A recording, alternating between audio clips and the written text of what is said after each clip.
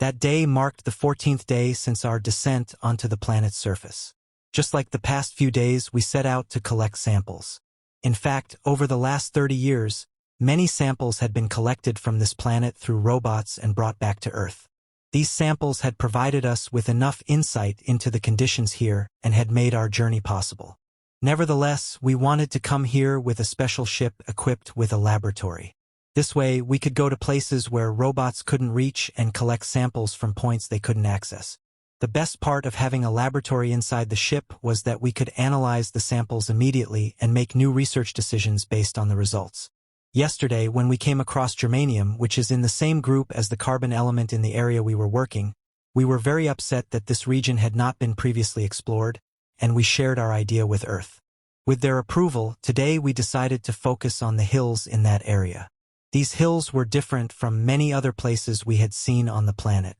Their colors were particularly unusual, resembling blue. This blueness reminded me of copper sulfate solution. Copper sulfate was a molecule containing a high amount of oxygen. The possibility of it existing here was extremely remote. However, seeing that color and not thinking of copper sulfate was hardly possible for me. The hill we were going to examine was not very large. There were very hard rocks underneath this hill. Our robots did not have the appropriate equipment to collect samples from the surface of the rocks. So we had never obtained any samples from here before. But with the sharp tools we brought, we managed to collect some samples, albeit few. There were 3 of us on the ship as a team. Every day, 2 of us would go out to collect samples while the others waited on the ship. Each of us had enough knowledge to operate the ship on our own. However, our research fields varied slightly. While I focused more on physical-mechanical properties, after all, I had studied mechanical engineering, Izel, who went with me to collect samples, examined the structure of the materials under the microscope. Elemental analysis was performed by our other friend, Jacob. When we returned to the ship with the samples we collected that day, Jacob, who was waiting for us on the ship, asked us how our day went. "Just a typical flower-picking day," I replied in a joking manner. But he looked grim. I guess he was tired of our journey by now. I had started this flower-picking joke on the first day we went out to collect samples. From then on, calling the planet a garden, our ship a home, and each other siblings had become quite common. When Jacob and I went out to collect samples yesterday, he said he felt like he was picking up trash rather than flowers. So, the response I gave just now was evidence that I still didn't share the same feelings as him.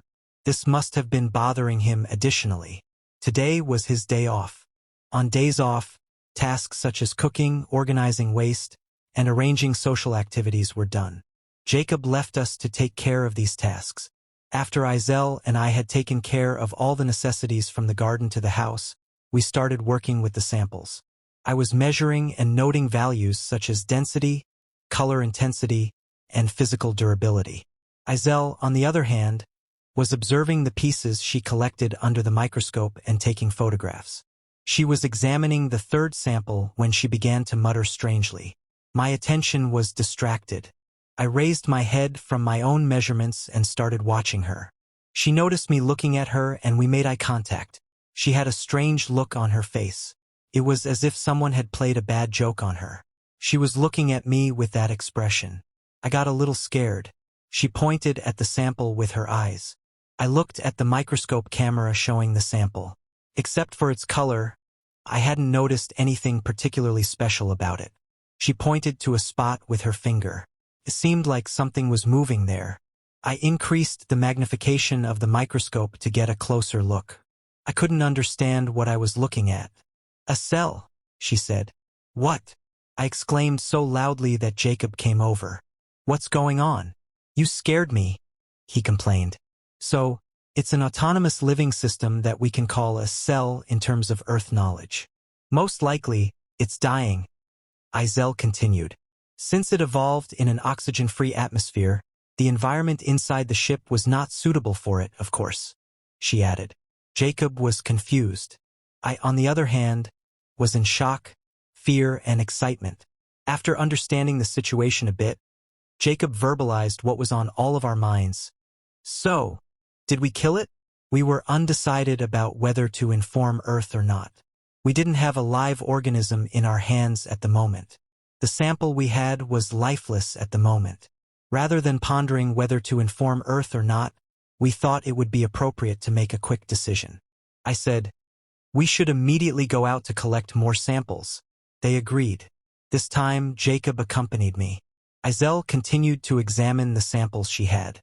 Jacob and I went to the same area. We collected a bit more sample from the same rock. Then we collected samples from other rocks as well. We were all very excited. Had we found life starting on another planet? Something humanity had been searching for centuries? This was incredible. We didn't see anything similar to what Isel called a cell in any of the samples we brought back. Sometimes we thought we saw a point similar to it, but when we increased the magnification of the microscope, we realized that it was just an ordinary shape originating from the structure of the rock. We were unsure about informing Earth. The burden of our murder made it difficult to confess, while the magnitude of our discovery made it impossible to give up. But a decision had to be made. If we were to continue our search, we might need to request an extension of a few days. Sometimes we felt like we were the worst criminals, having committed the most shocking murder in Earth's history and silenced by the regret of what we had done. Other times, we reassured each other and ourselves that an environment capable of producing life once could produce a similar life form again. At other times, we doubted whether what we saw was really alive or not. Yet Isel had acted quickly and managed to capture video footage. When we watched those videos, everything was clearly revealed. If we were not going to inform Earth, we would have to delete those recordings. By the end of the 17th day, exhausted from work and thinking, as I lay down in bed, these questions were running through my mind. Had we, three small, well-intentioned scientists, really destroyed a life that was about to begin in a corner of the universe, all in the desire to conduct research?